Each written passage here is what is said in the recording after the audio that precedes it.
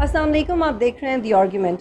ناظرین، جنرل مشرف کے دور میں پی ایم ایل کیو کے سربراہ اور جنرل سیکریٹری مشاہد حسین سید اور شجاعت حسین نواب اکبر بگٹی سے مذاکرات کے لیے گئے، لیکن وہ مذاکرات کامیاب نہیں ہوئے.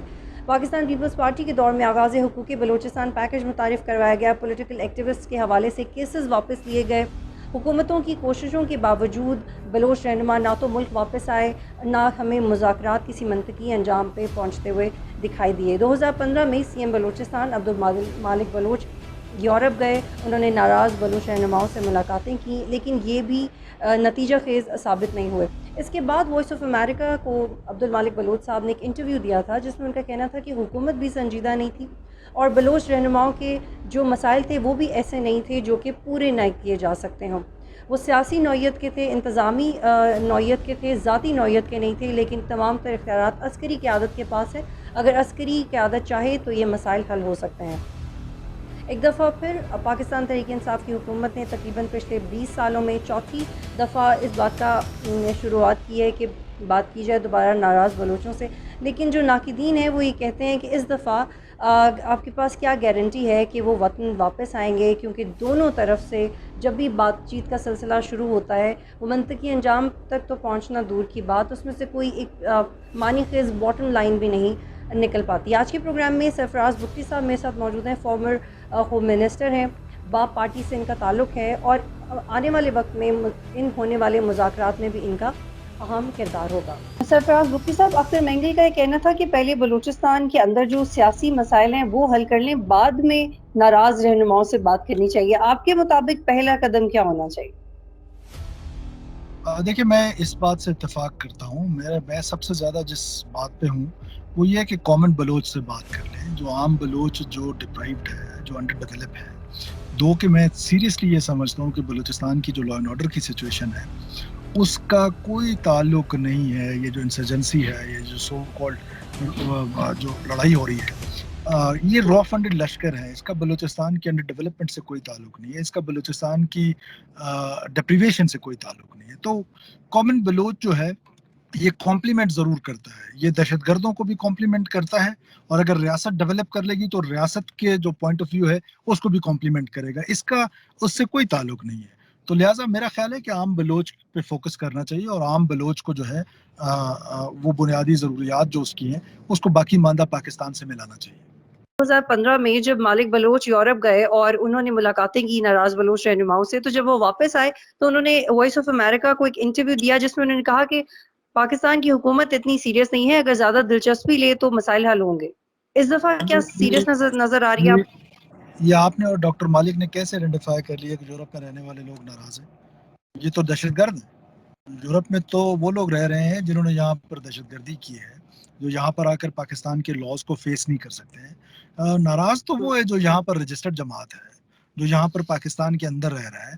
ناراض وہ نہیں ہو سکتا جو یورپ میں چھپ کے بیٹھا ہو اور لوگوں کا قتل و غارت کرے، اور آپ اور ڈاکٹر مالک اس کو ڈکلیئر کر دیں کہ وہ ناراض ہے. وہ کیسے ناراض ہے؟ پھر تو وہ جو فضل اللہ والا گروپ ہے ٹی ٹی پی والا، وہ بھی ناراض ہے. افغانستان میں تو پھر بات بیٹھ کے آپ کے معصوم چیت بچوں کس سے کرنی ہے؟ بات چیت کس سے کرنی ہے سرفراز بگٹی صاحب؟ بات چیت کس سے کرنی ہے پھر؟ کامن بلوچ سے. جو عام بلوچ ہے، جو سردی میں جھلستا ہے، ٹھٹرتا ہے اور گرمی میں جھلستا ہے، اس بلوچ سے جو بات کر باہر لے. بیٹھے ہیں اور جو باہر بیٹھے ہیں ان سے بات نہیں کرنی؟ ان میں سے کسی میری سے بات نہیں کرنی؟ میری اوپینین میں ان سے بات کرنے کی ضرورت نہیں ہے. سیکنڈ ٹیئر لیڈرشپ جو پاکستان میں موجود ہے، ان کی جو پہاڑوں پہ موجود ہے، ان سے بات کر لیں، ان کو منا لیں. ان لیکن یہ کو تو آپ کی اوپینین ہے. میں پالیسی اسٹیٹمنٹ آپ سے ایکسپیکٹ کر رہی ہوں کیونکہ you are part of the group now. تو پالیسی اسٹیٹمنٹ کیا ہے؟ I'm no one to give you a policy statement because I'm not part of the cabinet. میں گورنمنٹ کا اتحادی ضرور ہوں، لیکن میں نہ پروونشل گورنمنٹ کا حصہ ہوں نہ فیڈرل گورنمنٹ کا حصہ ہوں. تو مجھے کیسے پتہ چلے گا کہ ہم نے کہاں جانا ہے؟ لیکن جو اتحادی ہیں ان کو پتہ تو ہوتا ہے نا کہ ہونے کیا جا رہا ہے. اتنا ہی پتہ ہے جتنا آپ کو پتہ ہے.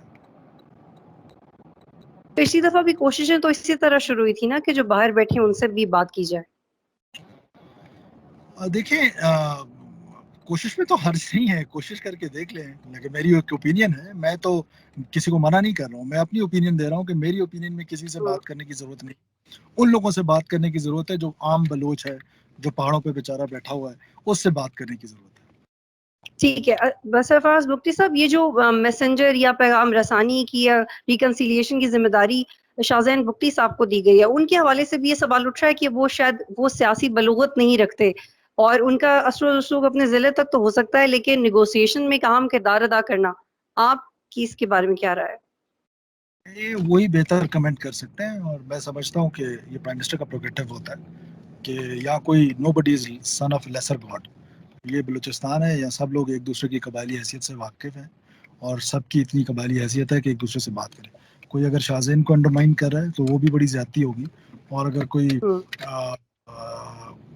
اس کا جواب وہی دیں گے. That is not much important کہ کون ہے کون نہیں ہے.